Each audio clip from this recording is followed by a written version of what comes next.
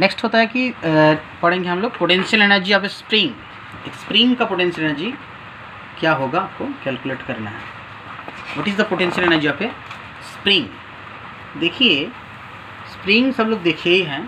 Spring को क्या कर सकते हैं हम लोग, उसको फोर्स दे के स्ट्रेच कर सकते हैं, बढ़ा सकते हैं, और दूसरी तरफ फोर्स दे के उसको छोटा भी कर सकते हैं। जैसे कि ये स्प्रिंग है, आप ऐसे ही फोर्स दे सकते हैं, उसको बढ़ा सकते हैं, लेकिन दूसरी तरफ भी फोर्स दे सकते हैं आपको छोटा करने के लिए।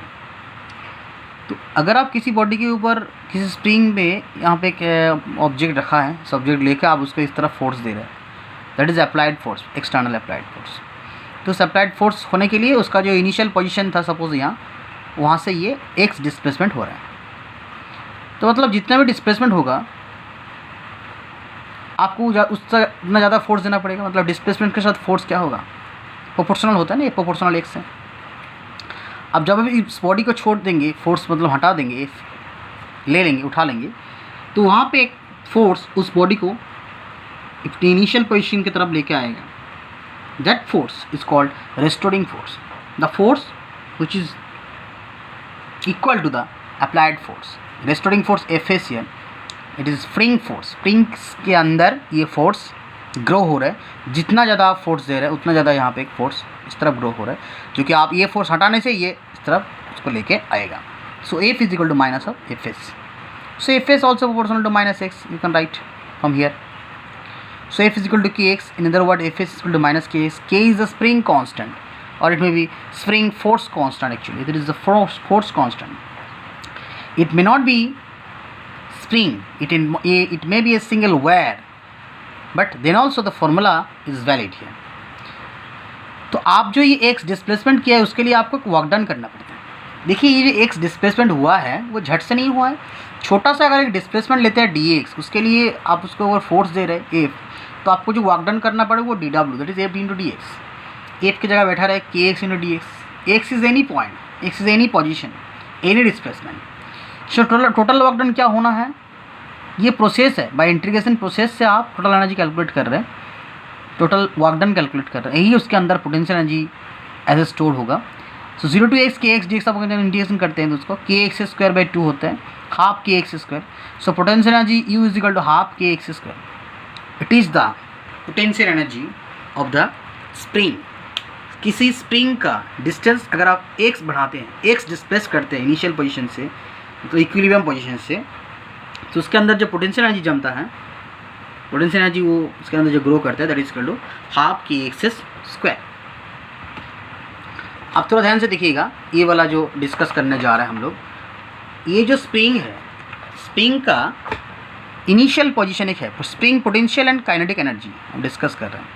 Potential and kinetic energy actually दोनों ही, किस पॉइंट पे कितना पोटेंशियल एनर्जी होगा, कितना काइनेटिक एनर्जी होगा। ये स्प्रिंग का इक्विलिब्रियम पोजीशन है।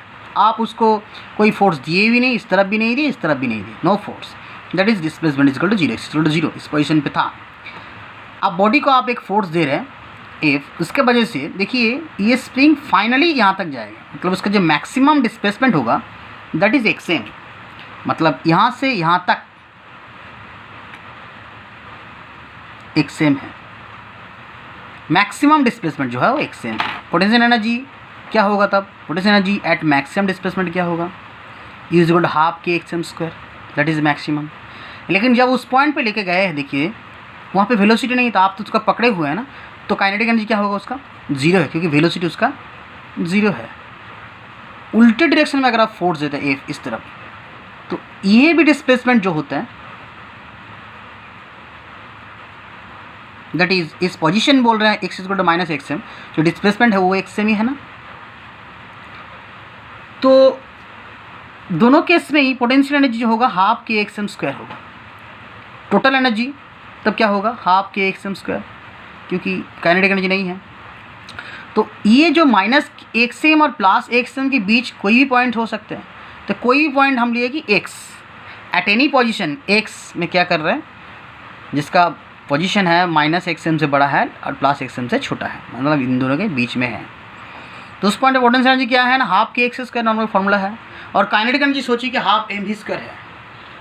अब क्वेश्चन ये आ सकता है कि x में जाएगा कैसे। देखिए आप मान लीजिए कि किसी स्प्रिंग को यहाँ तक लेके गए, एक्सएम तक लेके गए, फिर इसको छोड़ दिए, तो स्प्रिंग क्या होगा, यहाँ पे तो अटक नहीं रहेगा, तो ये इधर आ जाएगा, फिर एक वहाँ पे एक मोशन होगा, मतलब ये एक बार इस तरफ जाएगा, एक बार इस तरफ जाएगा, 2-3 बार ये होता रहेगा।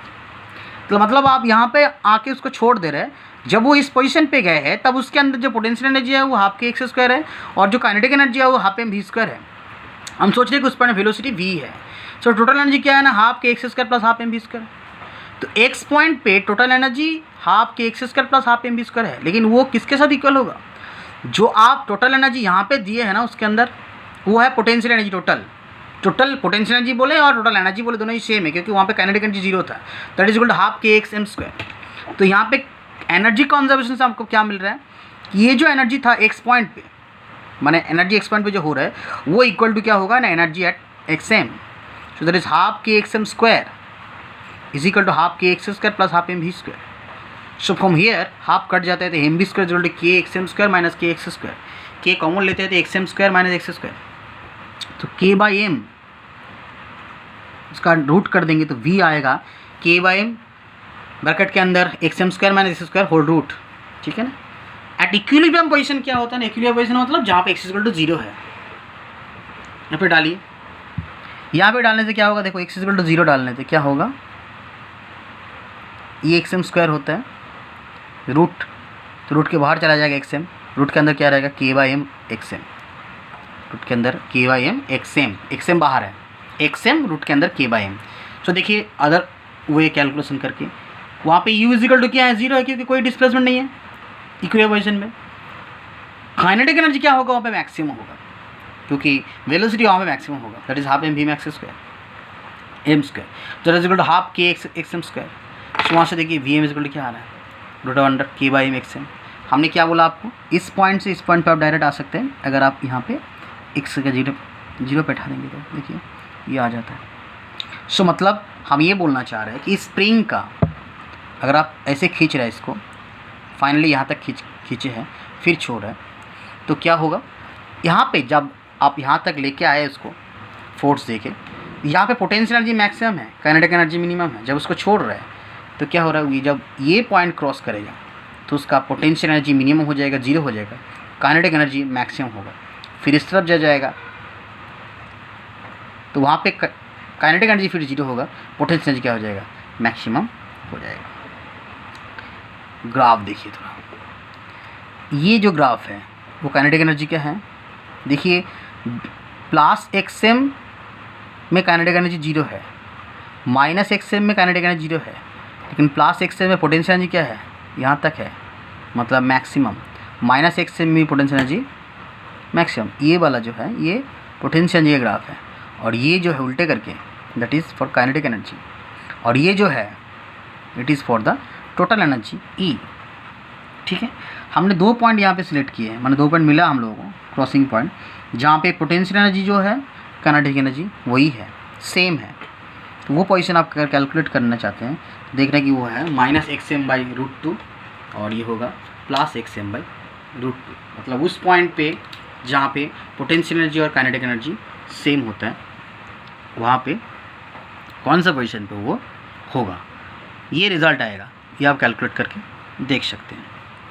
एक्स एम बाई रूट 2 आएगा, मतलब 70% ऑफ एक्स एम पोजिशन पे ये होगा। ये आपका स्प्रिंग का डिस्कशन गया, इसके ऊपर बहुत सारे न्यूमेरिकल्स है, ट्राई करिए, फिर हम लोग देखेंगे जो नहीं हो रहा था मुझे बोलिएगा, ठीक है, प्लीज़ ट्राई।